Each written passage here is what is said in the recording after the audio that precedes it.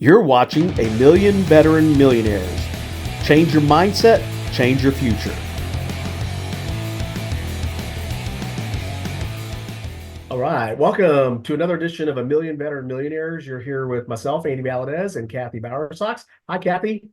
Hi, Andy. It's great to see you. It Great to seems be like here forever. today. It's been a while since we've been together, but Yeah. thank you again for joining us on another edition. And I want to just play a little bit of catch up. What you been up to?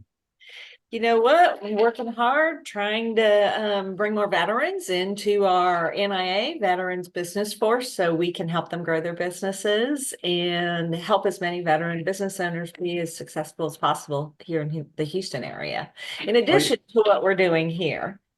Yeah, so love being part of that group. I know that you've got one coming up here next Thursday, and my friend Jim Green's coming. He's bringing a guest, and hadn't really been participating, but now there's the NIA Zoom. Can you tell a brief? That's open to anybody, really, right? There's NIA Zoom that meets twice a month. So we have one call that is open to anybody as a guest, like once, and then if they wanted to continue with that, they would have to join the national group. But it's called Network with the Nations, and you can join on zoomwithnia.com. And basically is an opportunity to network with people in the Network in Action family. There's usually a topic that is covered that will be helpful to business owners, and then it is essentially speed networking.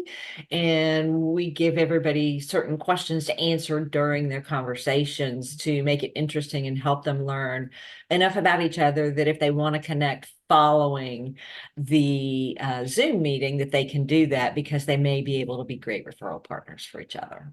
Excellent. They can go to NIA networkinaction.com, is it? To find out. Networkinaction.com. Yes. And I get to participate on them. They're really fun. They're business owners from across the country. You never know who you're going to chat with and learn about and make friendships that last a lifetime. Yes. So I just kind of wanted to do a recap. I've been doing a lot of training. I've been working with Howard Partridge. We had him on a couple of months ago, and he's got an inner circle. Didn't realize he was in our backyard in Sugarland. He works with the Zig Ziglar family. Of course, Mr. Zig passed away in 2012, but Tom Ziglar now leads the Ziglar Corporation. They had a 3-day seminar, and it was amazing just to be around other business owners from around the country as well. They had fantastic speakers like Renee Moreno. She was in the movie Jersey Boys, and she was the one of the lead actresses there. There was Nathaniel Hearn. He was the subject of Friday Night Lights, the movie. Actually, the coach that built the legacy, but the movie took place after he left. But I think he took the team to 4 national championships and 8 state championships. This was really an awesome coach and leader. And then got to meet Jose M. Hernandez, the astronaut, and the subject of the movie Reach Million Miles Away. He wrote a book called Reach for the Stars and came from being a migrant all the way to becoming an engineer and astronaut and served on the Discovery. So it was really cool to hang out, and actually I got to sit next to Nathaniel Hearn. And then you introduced us to Josh Tolley, King Yes. Ridge Brokers, and you recommended his course called The Business of Life, which you attended, right? Yes, I attended that last summer and just thought it was absolutely outstanding. I love his philosophy on acquisitional wealth. And, we had him on here a few months ago talking about his new book, Acquisitional Wealth, and how he helps business owners be successful in acquiring more wealth through the systems and processes that he helps them with Kingsbridge. And so I'm glad you got to go. It's a Yeah, two great Sundays course. ago, I took two of my friends, vets as well, Navy and Army vet, and we just had an awesome Sunday learning about buying businesses. He said that's been around for thousands of years, predates real estate. I think we've only been buying real estate for 500. And what I like about Howard's side of what he does is he teaches businesses to be turnkey in 3, developing your systems, your leadership, your operations management, sales and marketing, et cetera. Whereas Josh says, well, before you start a business, why not think about buying one that's already making money? So he makes Yes. it sound so simple, but it really is a process and proven method. It was really awesome to be able to hang out with him and as well. And then I just kind of wanted to give an update on some of our alumni that have been on the show.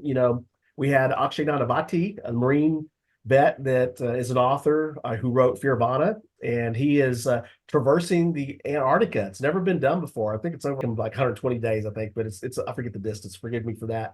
But he is training. It's going to be cold. He's going to be at one point the loneliest person on Earth. And it's going to be a challenge, but he's been doing his due diligence, training and working with doctors and coaches and leaders that are helping him. Meanwhile, Ruben Gonzalez has been training for the Olympics the fifth time to go for the gold in the luge. And so we've been monitoring him on Facebook, and it's kind of cool to be able to text these people and chat with them to encourage them on their journey, their unique mission that they have. And then we had been talking about Frank McKinney. He's got his next reveal coming up February 29th. He builds masterpiece homes. So who knows what he's going to reveal. Hopefully we'll be able to share it at the next episode.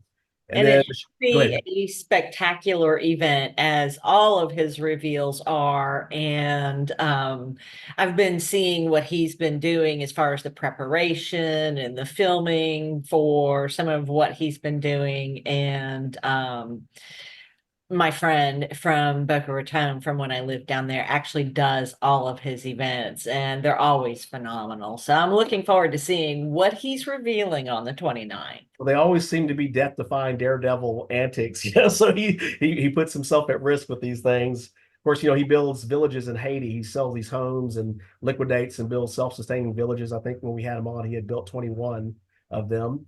And then Machine Gun Preacher is in Uganda. He'll be coming back to the United States in April. I'm going to find out when he's coming to Texas, because we'll be able to meet him when he comes down here and be a part of some of his events. But it's been an honor to work with you. I'll give you credit for starting this conversation in the veteran sector. There's a lot of talk here in Houston because of your influence. And I wanted to make time, and it's taken us a little while to book our next guest, Mr. Manfred Sternberg, here in Houston, Texas. And he is an accredited lawyer, amazing lawyer. He's been a longtime friend. He was actually, when we first started talking about the Million Better Millionaires concept, I always like to run things by him to see his take. He actually helped me to come up with the idea: change your mindset, change your future. So, Manfred Sternberg, how you doing today? I'm doing fine, thank you. Well, thank you for being a part of this discussion, and we wanted to have you on because you got to have a good lawyer, you have to have a good CPA, et cetera. And we wanted to talk about business law, and I think Kathy's going to ask some questions. We're going to ask some questions, but I think you're prepared to share insights on what it means. Well, give us a little bit about your background before I jump Sure, into what we're going to sure. talk. So again, my name is Manfred Sternberg. I've been practicing law for almost 40 years, 39 years to be exact. And I am board certified in consumer and commercial law. I'm a Texas lawyer. I'm also licensed in Louisiana, but my main practice is in Texas.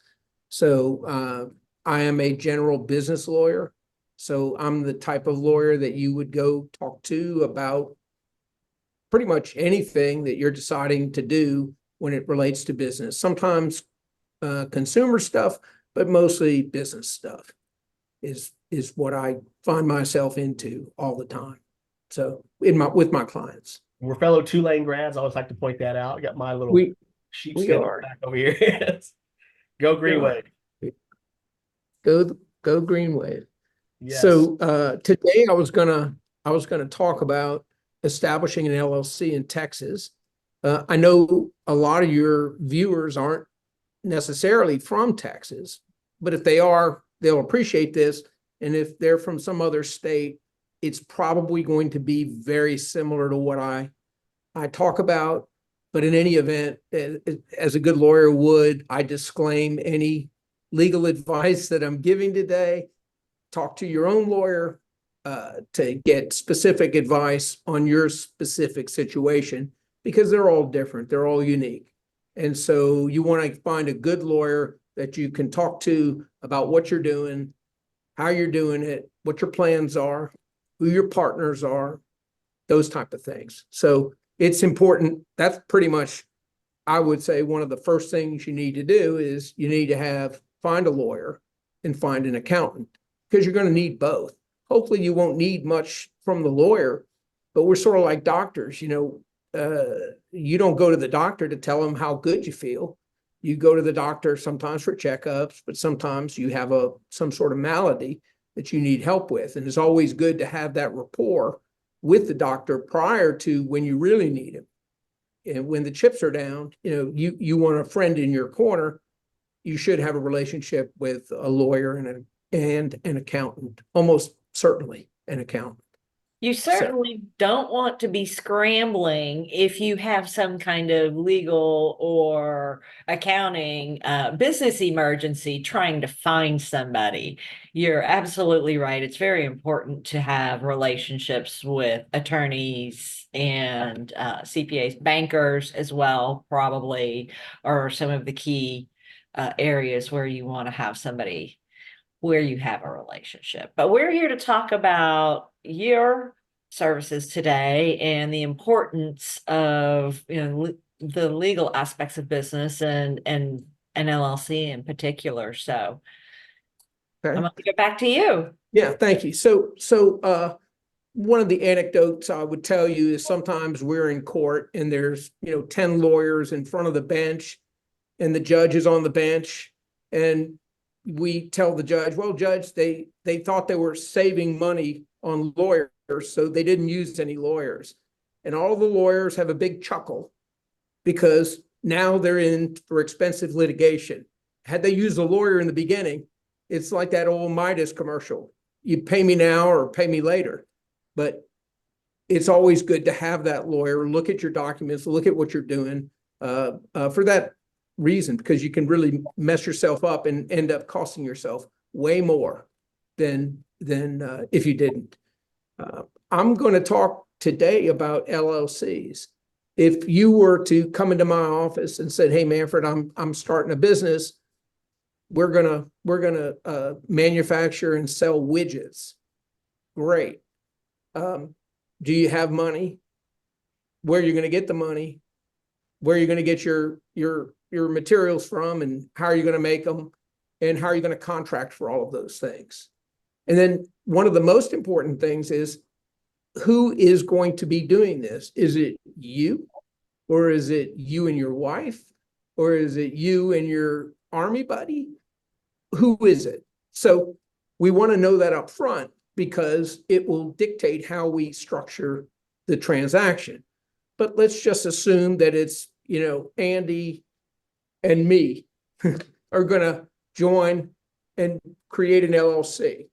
Well, we both want to talk to the lawyer, and the lawyer would tell you, if you form the LLC, I'm going to represent the LLC. I can't represent Manfred and I can't represent Andy.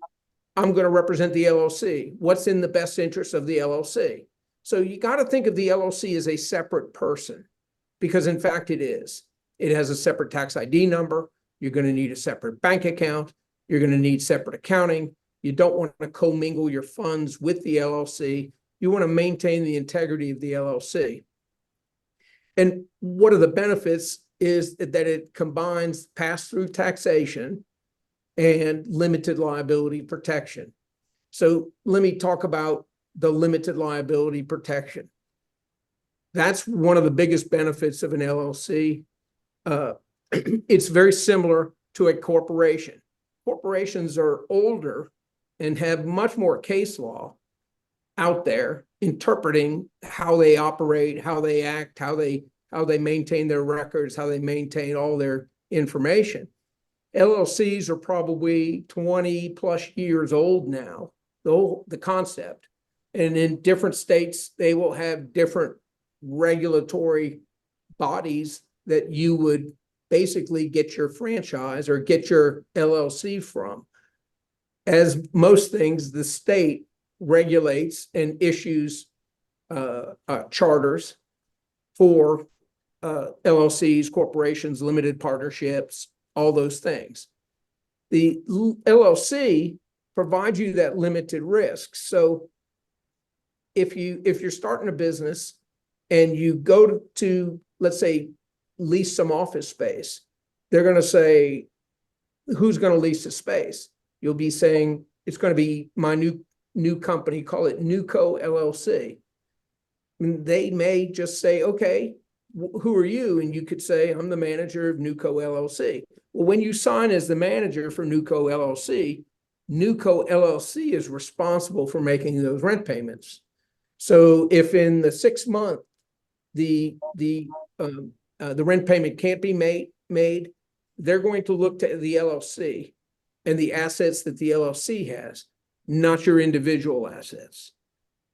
And I give that example, but most landlords that I know of will make the owner of the LLC guarantee the lease, meaning that they'll look to the LLC for the lease payment. But if the LLC does not make the lease payment, they're going to look to the guarantor and the guarantor's assets. So that's one of the biggest things, is to limit the liability of the enterprise, call it. The state wants to do that. They say, look, pay us. I think it's a $300 filing fee in Texas. It may be different in different states, but let's just assume it's $300. For $300 in annual reporting to the state, they will give you limited liability under this LLC. And so that concept is not anything new. It's been going on for a long time. It encourages the business owner to take risks. Now, not stupid risks, but it encourages the business owner to take business risks, like leasing a property or like creating widgets that you're going to sell. It gives you that limited liability in exchange for paying the state money. But if you have that limited liability, you can then take risks that you might not want to take in your own name. You can take them in the LLC's name and attempt to do whatever you're trying to do without the fear of losing everything that you've built because of failure. So don't plan for failure, but make sure that you understand what happens if there is failure. Because starting a business is very hard. And so an LLC gives that corporate protection. Lawyers call it a legal fiction because it doesn't really exist, other than the law creates this legal fiction that enables you and me to pay the state a little bit of money, register with the state, and then do our business with limited risk. Now, when we establish the LLC, you have to appoint a registered agent. Why is that? Well, you want to appoint a registered agent because, number one, the state requires you to appoint a registered agent.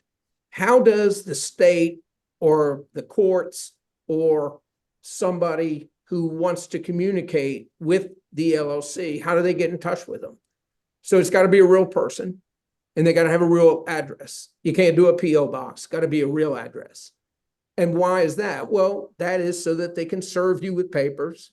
It's so that they can send you notices, that they can remind you about taxes, whatever. So that's important to have, and you can't register an LLC without having a registered agent, and it's always got to be up to date. So that can be you, Andy. If you were starting an LLC, you could be the registered agent. As long as you're a live person and in the state of Texas, you can be the registered agent. So you would likely be the registered agent for your LLC. And like for I've got a corporation, I'm the registered agent. And sometimes I'm the registered agent for some of my clients' LLCs or corporations. So it's got to be a registered agent that's in the state that can be contacted, because otherwise these are nameless, faceless organizations that are hard to communicate with. The LLC also enables you to have a flexible management structure. What do I mean? Well, let's say, Andy, you're good at marketing and I'm good at I don't know, building fences. Okay. You're gonna do the marketing. I'm gonna build the fences. Well, let's put that in writing to say Andy's gonna be responsible for marketing, and he's gonna spend X number of days or hours doing that per month or per week, whatever we want to agree to. And Manfred is going to build fences, and he's going to be in charge of building fences, and he's going to spend so many hours per week, per month, whatever. And those would be responsibilities of each one. Well, who's going to be responsible for the accounting? Okay, that'll be me. Who's going to be responsible for paying the bills? That'll be Andy. I don't want to pay the bills. We'll let Andy do that. So who's going to maintain the bank account? Andy. who's going to be able to sign on the bank account? Well, I don't mind Andy signing on the bank account, but I want to sign on the bank account as well. So are we going to require 2 signatures, or we're just going to require 1? Because if you have 2 signatures, which you can do, it becomes more cumbersome. When you have to spend, $150, do you really want to chase me down to get my signature? So that would be what you would go to the bank and tell the bank, I want Andy to be able to sign, I want Manfred to be able to sign. And it's an or, not an and. So it's Andy or Manfred to sign. And the banks have those forms and paperwork. What the bank's going to want from you is your organizational documents showing that you actually applied to the state, in this case, state of Texas, through the Secretary of State for this organization to be created as an LLC. And they'll want something from the Secretary of State that says, congratulations, you're an LLC. And probably right after you become an LLC, you'll get all this mail from all these people that want to sell you all this stuff, like credit card processing. Who's going to do your credit card processing? We can.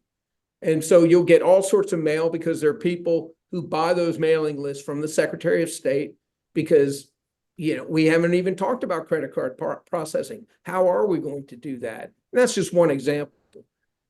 They will contact you concerning all of that, but you would have to provide those documents to the bank in order for the bank to perform what they call KYC, know your customer, making sure that you are who you say you are. They'll probably want your driver's license. They're certainly going to want to know who your registered agent is and how to get in touch with them. But that actually is a matter of public record after you file that. So those are some of the things that an LLC enables you to do. It's a flexibility in management structure. So if, let's say, something happens to me or I don't want to be part of the LLC anymore, how do I get you to buy me out? Well, that would be in the operating agreement that you and I have agreed to.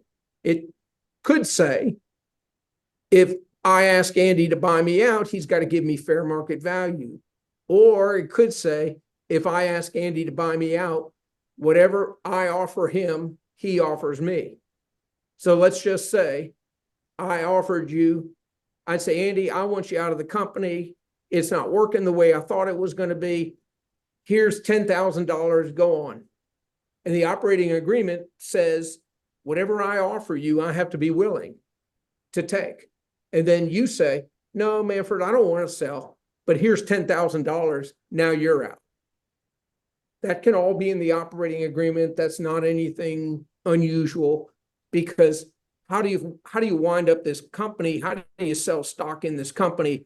I love my wife, but you don't want to be partners with my wife. You want to be partners with me. So what happens when I'm, disabled or what have you? We want a mechanism to keep the business going because we've built a good business. We don't want it to go down the tubes just because circumstances have changed. And of course, circumstances always change. So we got to be prepared for that. And that's in the operating agreement. So lawyers also say that LLCs are creatures of contract. Why? Because you and I can agree to almost anything. It depends on what we want to agree to. Like, we can't agree to not pay taxes or abide by the Secretary of State, or, I'm the only one that can vote, you can't vote. There are certain things that are bare minimums, but you can change most all of those bare minimums. And the reason they have the bare minimums is lots of times people form LLCs and never get to the operating agreement.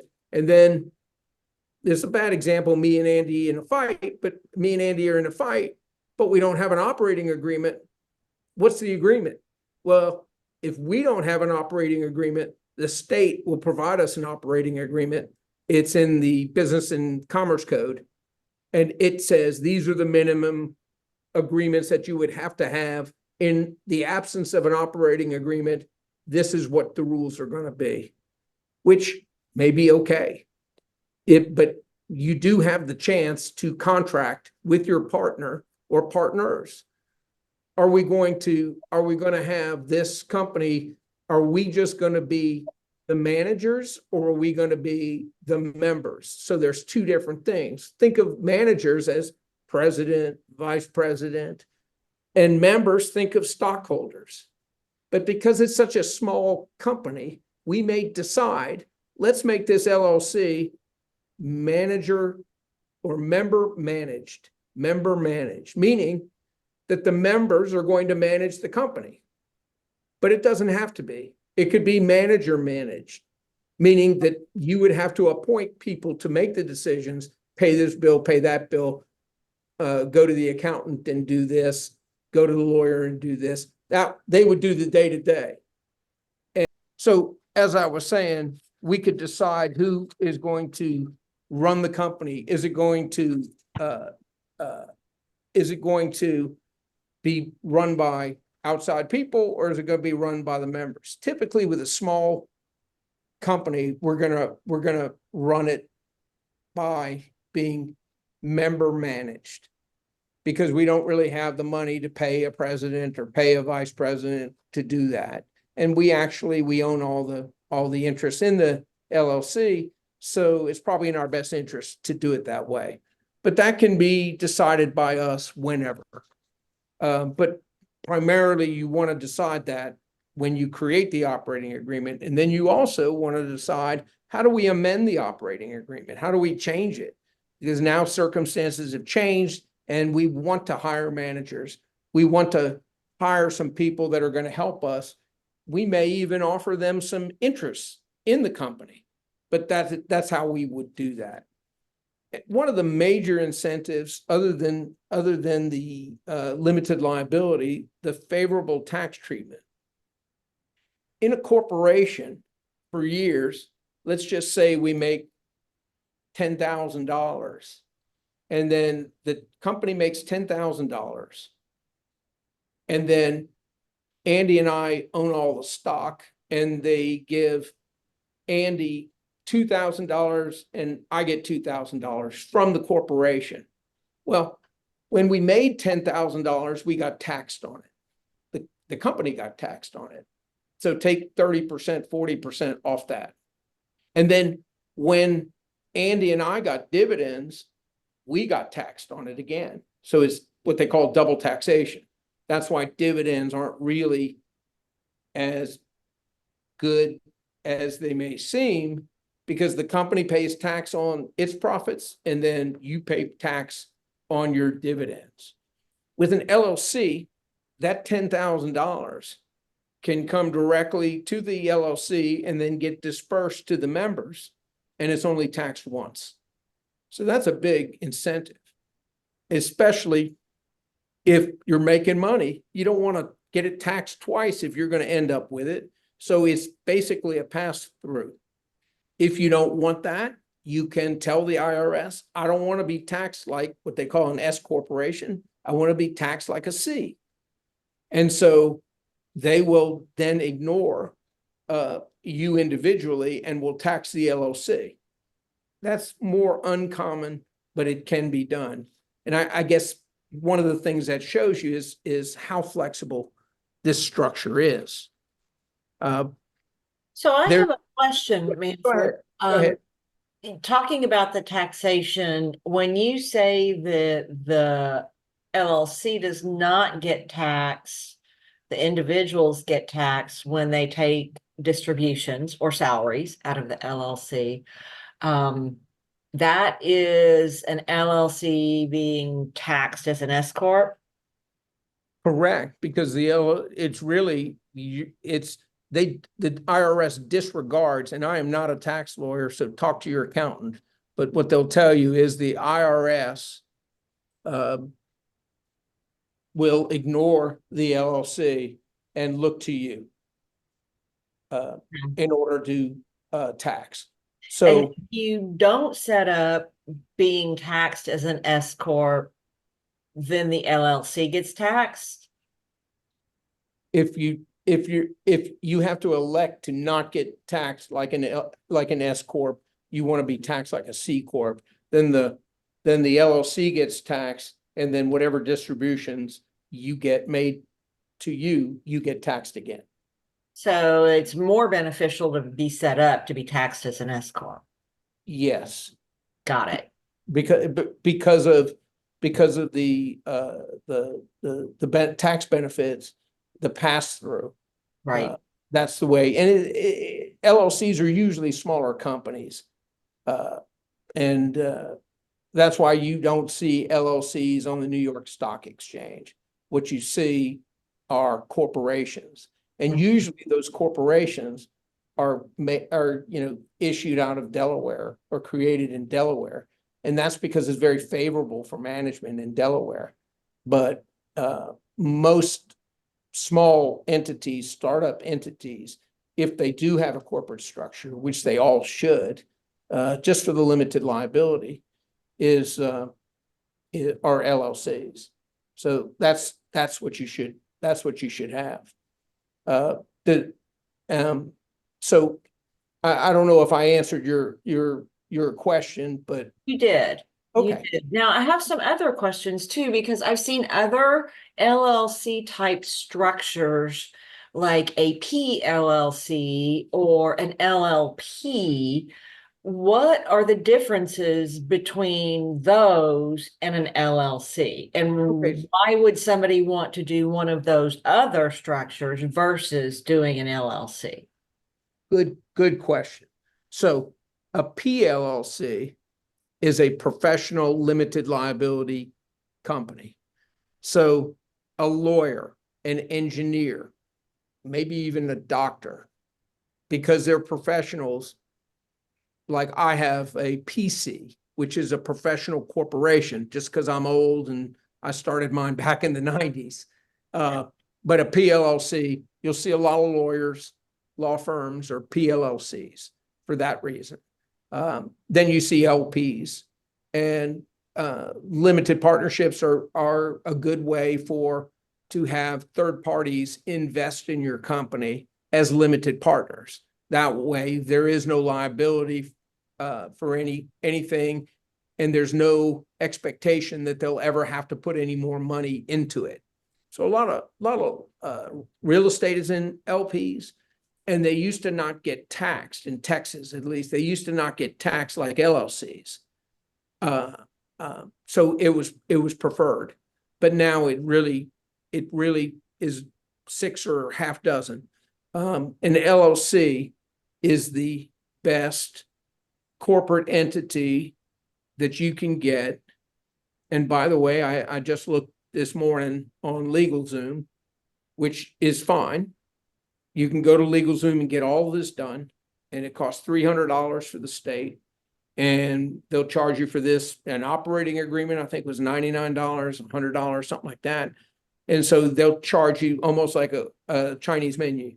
What do you want? You want them to be your registered agent? Great. They'll do that for $199 a year. So that's a good place to start.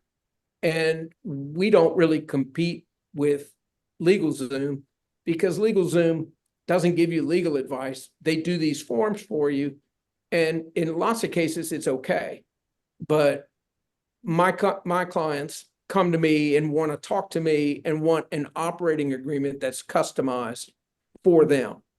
And so that is what we will do. And a lot of lawyers will do just that, walk you through the steps of what you need to do. Because when you also form the LLC, you will have to get an EIN, an employer's ID number, which the IRS will give you.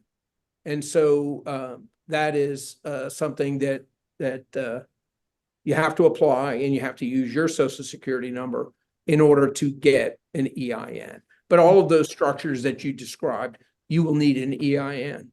And the reason is because it's another entity. It's not you. Had a client just the other day. She's got some properties, like real estate properties in Texas. And she said, well, but I formed my LLC. So I did that because I couldn't get insurance on the property. And if someone slipped and fell, I didn't want the liability in my own personal name. I asked her, did you do a deed from you to the LLC? Well, no, I just did the LLC. So I like to say close is okay in horseshoes, but not this. It just doesn't automatically go to the LLC. You need a document, typically a deed from the individual to the LLC, deeding that property to the LLC. Why? Because you want the tax bill sent to the LLC. You want the insurance company to insure the property owned by the LLC. And so there are some things that you have to do, especially in real estate, that you would have to do those type of conveyances. And in Texas, there's no tax to do any type of conveyance like that. But if you want the LLC to shield you from liability, the property must be owned by the LLC. And so in the case I just described, that was real estate, it has to be conveyed to the LLC. So that's a really good point, because somebody farming a business doesn't know what they don't know. Yes. Could be important, and you know what they need to know, and that's just another reason to have a relationship with a business attorney when you're starting a business.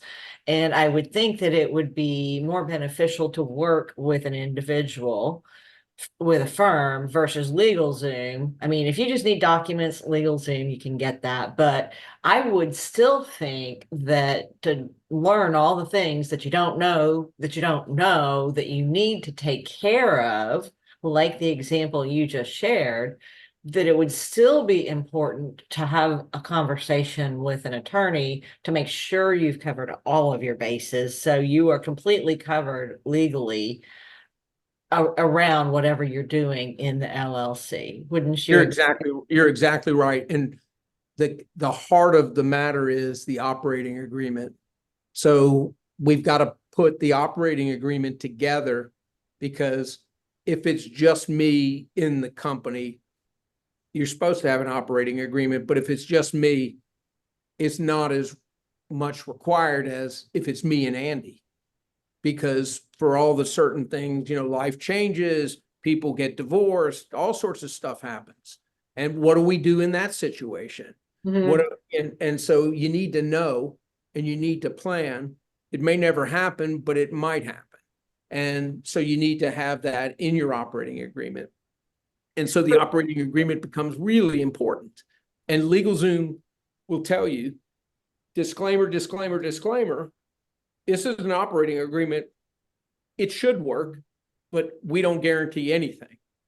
And so if and I've had a lawyer client who went to LegalZoom, and he took what LegalZoom gave him, and then he took from another company operating agreement and a third, and he's got this operating agreement, and it's all screwed up. Why? Because he says members can vote this, and it's a majority interest, and he doesn't use the same terminology all the way through. So it looks exactly like it is. It's 3 operating agreements in one. And now we're in litigation over just that. The words in the operating agreement say this. What do they mean? Well, that guy says it means this, and that guy says it means that.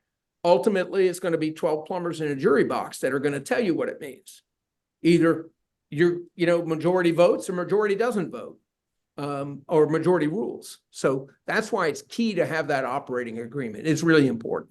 And to have an attorney at least review it if you don't get it from an attorney, to make sure that everything is aligned and the language is right and everybody's covered. And Yes. My law school professor years ago said the cheapest attorney is sometimes the most expensive, and the most expensive attorney is sometimes the cheapest. that makes perfect sense. And so you mentioned something a minute ago that I want to go back to. You mentioned having an operating agreement, even if it's just you. So if I own an LLC and I'm the only person in it, I should still create an operating agreement? Absolutely. So I've got a case where the lady owned 100% of the LLC, and she put some land in the LLC, and she conveyed it all, and it was all good. Well, then she drops dead. So who owns the land? Well, the LLC owns the land.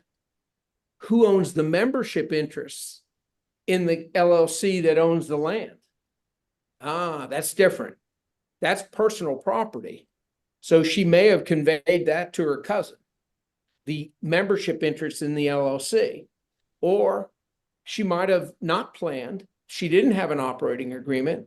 So then it goes to her heirs. Well, she actually also didn't have a will. Her parents aren't alive. She's got no kids. She's never been married.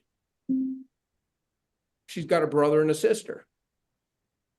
So by law, it will end up in the brother and the sister's hands. And then they won't own the land. They'll own an interest in the LLC that owns the land, if that makes sense. So you need to have a plan for when you leave, however you leave, where does the property go? And so you do need to have a succession plan.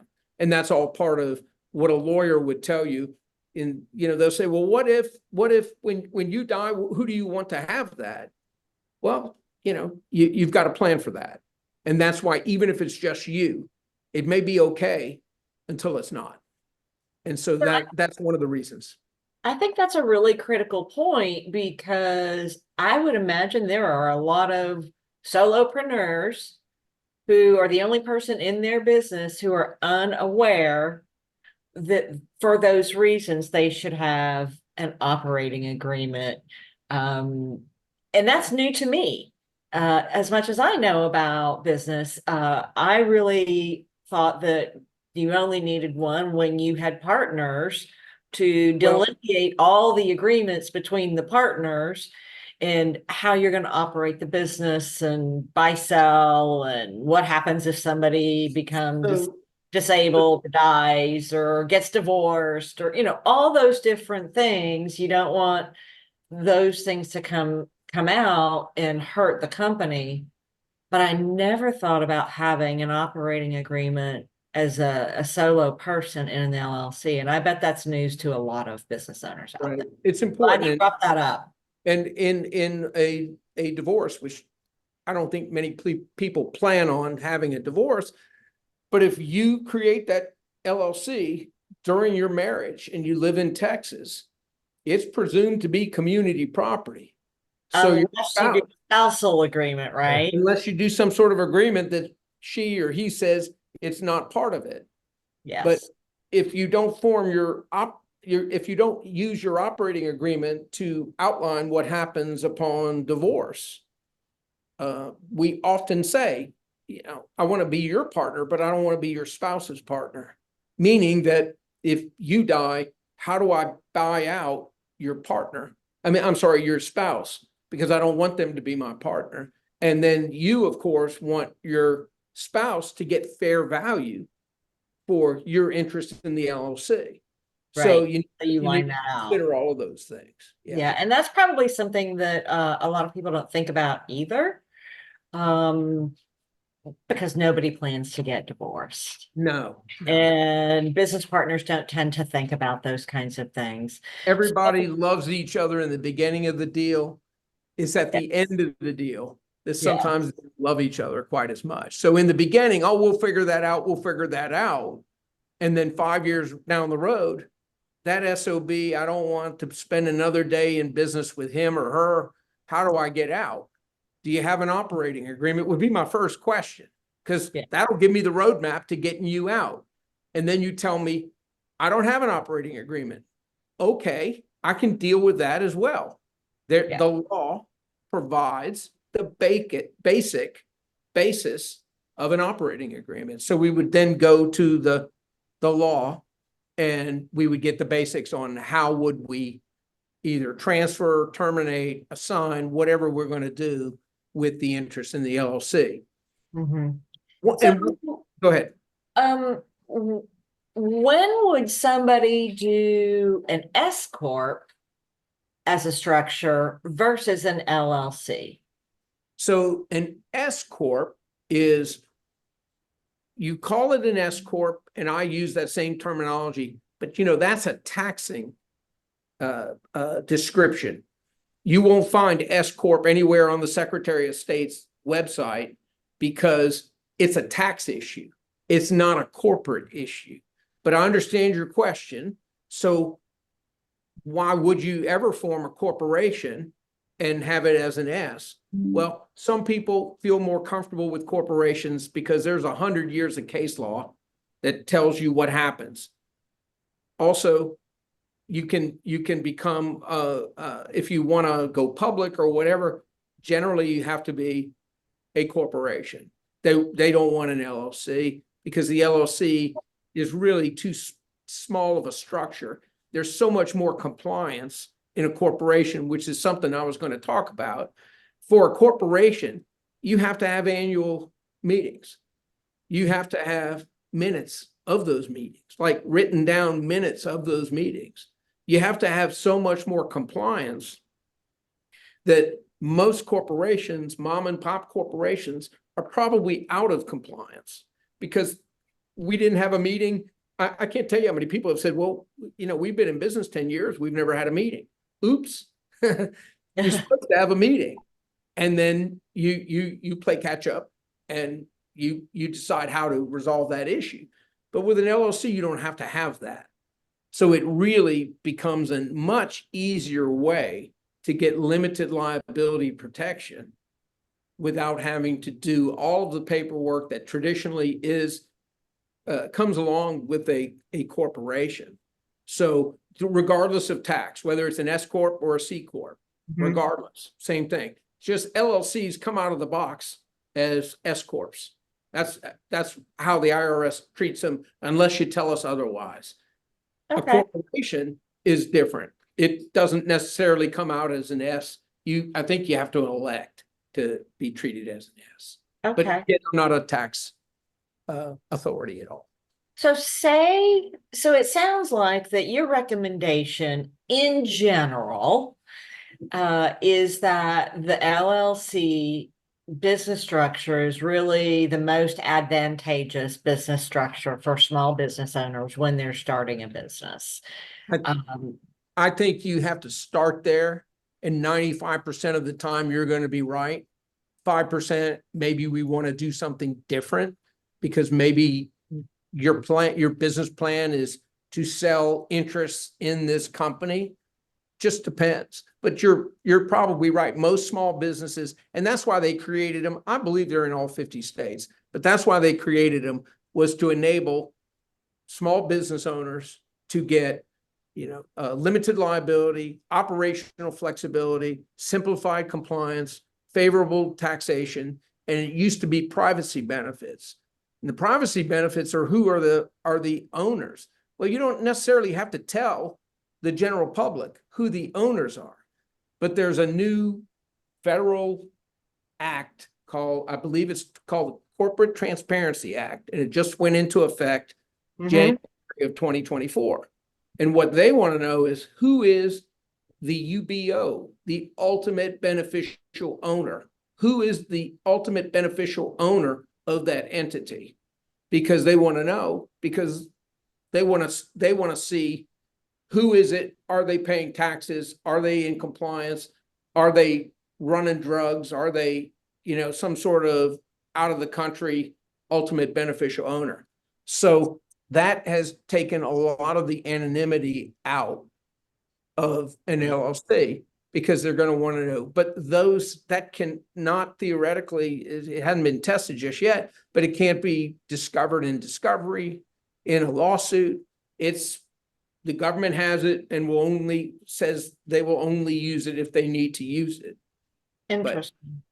So that's something new. Say somebody starts a business as an LLC and they do really well and they grow, and then they decide they want to, I don't know, do an IPO or sell it. Do they need to change the business structure at that point in time? Yes. Can they? The answer is probably yes. And can they? They certainly can. They're not the only group who has successfully created an LLC to a point and then want to change the structure. So you can do that. There's a path. I don't believe there's a path the other way. I don't think you can take a corporation and become an LLC. Okay. But don't quote me on that, but that is what I believe. You typically don't have that. But you do have it the other way, an LLC wanting to become a corporation. Okay. And so this has been really great information, and I'm really glad that you shared all of this with us. What would be one or two things that you would caution people who are in business or going into business about, aside from just their business structure, that from a legal sense, they need to be really careful about? They need to have a conversation with an attorney, those kinds of things. Yeah. So I would say if I just met you for the first time and you said you were going to do this, what should you be careful? Well, do you have a lawyer? Do you have an accountant? Do you have a banker? Those are pretty much three things you need. And you may then say, well, it's just a startup and we don't have enough money. To which I would say, that's like the guy who came in and said, we can't afford salespeople. Well, if you can't afford salespeople, maybe you shouldn't be in that business. And if you don't have at least a small budget for legal, accounting, and a banker that will lend you money, because the bankers will not probably lend the LLC money without there being a guarantor, which means you're on the hook. So if you've got good credit, they'll be happy to lend you a certain amount of money. And if you want it lent to the LLC, they're good with that, but they're going to want you to guarantee it. And because Andy's my partner, they may say, get Andy in here as well, because we want him to guarantee it. And that's where you get problems. I had a client call me the other day. He's got a lease that he's been in for 20 years. And he wants to do something different, and he's got another 1 year left. What do I do? My first question, who is on the lease? He said, well, my LLC. Second question, did you guarantee the lease? No. Okay. But then the landlord would have to pursue the LLC. And if the LLC is, and in this case, it was a professional LLC, a PLLC, if you walk out of the door, the LLC doesn't have any assets really. So will the landlord really go after the LLC for the balance of the rent? Practically speaking, no, but there's always exceptions. But can they get my client individually and his assets? No. Why? Because he didn't agree to anything. The LLC agreed to it. And the landlord agreed to deal with the LLC and did not require him to sign a guarantee. And he paid for 20 plus years. So, or I'm sorry, the LLC paid for 20 plus years. So it wasn't something he formed to screw the landlord out of his money, but they didn't require a guarantee. So don't offer one, because once you are on with a guarantee, it's really hard to get off. I've seen that as well. The banker can say, oh, well, Kathy is your new partner. Yes. If she wants to come in and guarantee some of the money as well, that'd be great. And then let's say you do that. Getting you off, you'll have to pay them to get you off. They'll take as many people on the guarantee as they can get. But getting you off, they'll want money for that, or to pay off the debt, because it's a different risk profile. Sure. So it's very difficult to get off once you've done that. Do your best not to personally guarantee anything for your LLC to protect your personal assets. This is Texas, and this is specific to Texas. I've got a bankruptcy lawyer friend in Louisiana who has people come in and say, I want to file bankruptcy. And he says, you should take the I-20 discharge. Well, what's the I-20 discharge? Is leave my office, get on I-20 and go to Texas, because Texas has all sorts of debtor protection, more than any other state. So there's very little reason for anyone to own property in their individual capacity if they don't need to. Your homestead owned in your individual capacity, that's fine. The only one that can take that is the bank that lent you the money to buy it. Other people can't take it. They can't touch it. Doesn't matter how much it costs, not in Texas. So there's all sorts of exemptions, they call it. They can't garnish your wages in Texas except for child support, things like that. Every state has one of them. Texas has all of them. So it's a great place to start a business. But it's also a place where if you don't have a whole bunch of assets in your name, you're pretty much judgment proof. I've seen it from the other side as a creditor, trying to get money from people who don't want to pay. Also, a key element of that is, let's say you don't own anything, but you own 100% of the stock in ABC LLC. Well, can the creditor get the stock? No, they can't. It's the law says the only time they can get the stock is they can get distributions from the company, but they can't take your stock, your membership interest, which is quite the protection. Yeah, for it certainly is. This has been really, really helpful. And thank you so much. Andy, I feel like I've been asking all No, the you questions. did great. I had one final question. Do you have some questions? I had one. So when it comes to naming the LLC, is there any consideration there? Like someone naming comes in, the I have this LLC? great name, I have this Yeah, great name for LLC. Do I just go forward or is there some things to well, consider? there are some things to consider. Does it sound like or look like another LLC's name? That's the first thing. You can't use the word bank. You can't use the word trust. And there may be a couple other words you can't use in the name. Why? Because, or insurance company, you can't use those type of names because those are regulated industries and they don't want Andy to open up Andy's Bank and Trust because that would send the wrong message that you're a bank or a trust company. So you've got to be careful. You can't use those, but there's a lot of names you can use. And if you try to use a name that's already taken, the Secretary of State will kick it back and say, no, it's too close to these people. Now, if you call those people and ask them to sign a waiver, the Secretary of State may let you, but typically those guys don't want to be confused with your business. So they're reluctant to do that. And if I represented those guys, I'd say, why are you doing that? What's the benefit for you doing that? Andy is going to run this other company and you've got a good name. Andy may not have such a good name in his new company. Why would you waive the right for Andy to name it close to what your name is? So there is some regulation around that.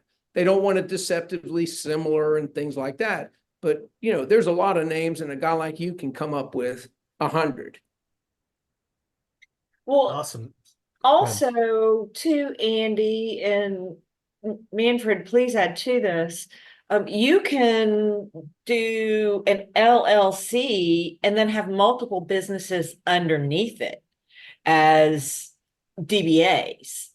And Yes. so say you have, 4 or 5 partners and you're investing in multiple businesses, you could do the LLC as, ABC Investment Partners LLC, and then you could get a DBA with what you want to name, whatever each of those businesses are. You could, but and your partners would own the same interest in each one of those. So Right. ABC rental and ABC fence and ABC tire and ABC roofing. And you could do that, but it all goes back up to the LLC who Right. has the liability. Right. And you can do that individually as well. I wouldn't recommend it, but you can do, Kathy Bowersock's DBA, the guru of business. You could do that. You could do that. Nothing's stopping you, as long as there's not anybody else in that county that's doing business the same way. And you'd record that with the county clerk. Right. And get a 10-year run like that, and you can keep keep renewing it. Your DBA. So you can do Yeah. the same thing with an LLC, same thing. So do you have to keep renewing an LLC over a certain period of time? Or Every is year, it in perpetuity? certainly, the state wants its pound of flesh. Is not that big of a deal, but there's tax, if you do a certain number in revenue, they're gonna want a tax. They will charge you a tax every year. So, but under a certain amount, and I think it's $1 million less, it's really nominal. You do have to file a report every year. It's called we call it a PIR, I guess. I can't remember what the P stands for, but it's an informational report that you file with the comptroller to let the comptroller know, what you did this year, your revenues, things like that. Okay, Just to keep consistent and current with the state. Because if you don't do that, then the Secretary of State will revoke your license. And then you could have personal liability for things that happen after the state revokes your license. okay, that's important to know too. Yes, and you can't use the court if you are not a current LLC or corporation, whatever type of entity, you are not able to use the court system. So you can't sue anybody for a debt or anything like that. And you also, the other thing is, with an LLC or a corporation, you as the owner cannot make an appearance in court on behalf of that entity other than JP court. You can't make an appearance because it's like you are representing that LLC and you're not a lawyer. So they won't let you do that either. I wonder who wrote that law. Anyway.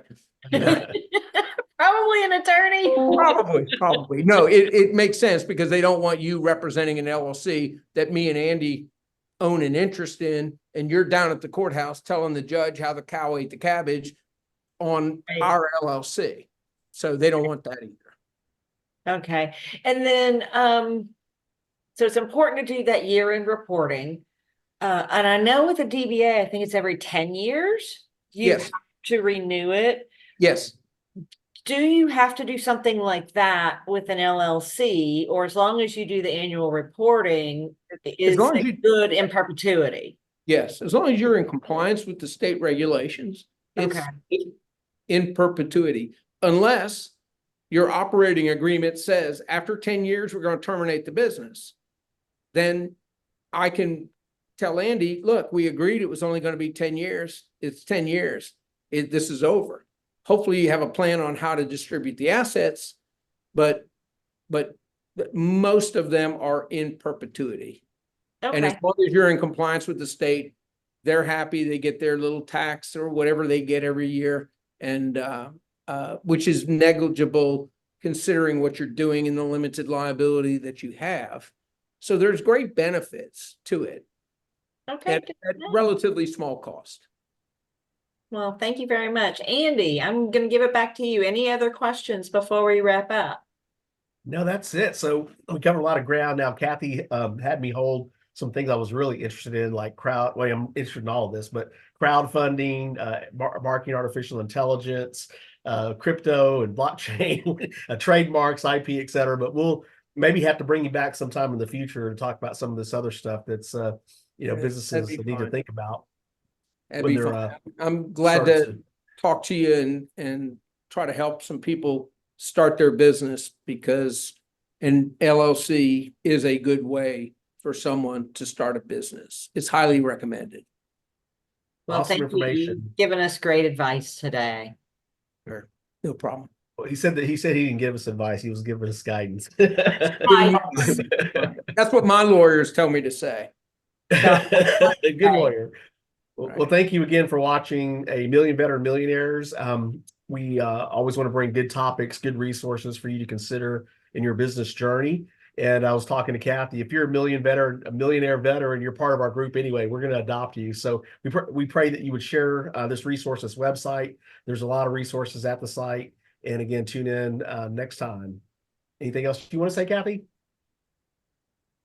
No, just make sure that you do it right. If you're starting a business, or even if you've already started, still talk to an attorney and see what you need to do to make sure you get it all right, so you can protect yourself and your personal assets and be in compliance with all of the laws in your state. And I would highly recommend Manfred as that attorney here in Texas, because he certainly knows what he's doing, and he has a heart to serve business owners. So thank you, everybody, for joining us today. And the site is millionaires.com, and you will be able to find this podcast there once we have gotten the recording, and all of the previous podcasts that we've had with all of our great guests.